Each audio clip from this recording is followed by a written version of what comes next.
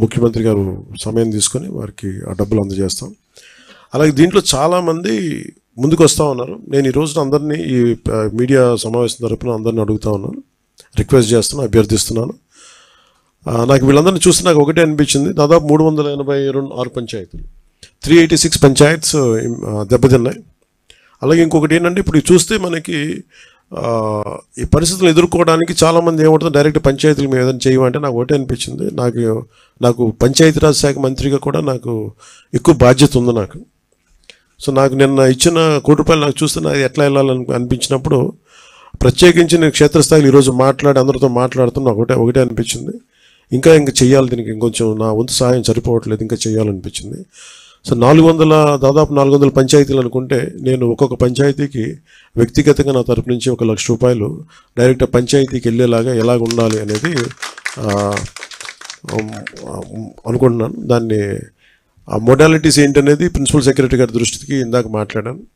ఇది డైరెక్ట్గా పంచాయతీలకు వెళ్ళాలి. మన ₹10,000 ₹25,000 అలాగా డైరెక్ట్ పంచాయతీ నిధుల్లో పడ్డాయో అలాగే ఈ ₹1,00,000 కూడా ఇది ఎంత సహాయం అవుతుందో తెలియదు, కానీ కనీసం ఆ పారిశుద్ధ్య పనుల కన్నా పనిచేస్తే ప్రభుత్వం మీద కొంచెం భారం తగ్గుద్ది. ఆ ప్రభుత్వం ఉన్న డబ్బు కనీసం కొంత ఒక రోడ్డుకి పనిచేస్తాయి. సో నా సైడ్ నుంచి నేను ఇచ్చే 400 పంచాయతీలకి ఈ ₹1,00,000 చొప్పున కనీసం పారిశుద్ధ్య పనులకు కొంచెం సహాయకారిగా ఉంటుంది అనేది. అలాగే మా ఉద్యోగులందరూ కూడా, మా పంచాయతీరాజ్ ఉద్యోగులందరూ కూడా, RWS ఉద్యోగులు, అలాగే PWD అందరూ కూడా వచ్చి ఈ రోజున మాకు నిలబడ్డంది మనస్ఫూర్తిగా ధన్యవాదాలు తెలుపుకుంటూ, అలాగే మన పక్క రాష్ట్రం, మన సోదర రాష్ట్రం అయిన తెలంగాణకు కూడా నేను ₹1 కోటి నిధిని నేను విరాళంగా ప్రకటిస్తున్నాను. అది తెలంగాణ ముఖ్యమంత్రిగా మన గౌరవ ముఖ్యమంత్రి శ్రీ రేవంత్ రెడ్డి గారికి నేనే స్వయంగా అందజేస్తాను. ఎందుకంటే ఇది కష్టాలు వచ్చినప్పుడు మనందరం ఒకరికొకరు చేదోడు వాదోడుకుంటాం. ఇది తిట్టుకునే సమయం కాదు.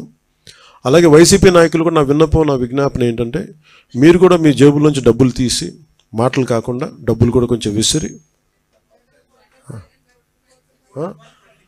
సంతోషం అండి. అంటే ఎవరు స్ఫూర్తి చేసినా పర్లేదు సార్, ఆయన చేసినా నేను చేసినట్లు కాదు. కానీ నా ఉద్దేశం ఏంటంటే, ఈ సమయంలో పిచ్చి మాటల కంటే కూడా బాధ్యతతో ఉన్న పనులు చాలా మంచిగా చేస్తాయి నా ఉద్దేశం. అందుకని ధన్యవాదాలు తెలియజేసుకుంటూ, ఇలాంటి విపత్తు సమయంలో మీడియా సోదరులు, మిమ్మల్ని సోదరిమణులందరికీ కూడా, మా సిస్టర్స్కి కూడా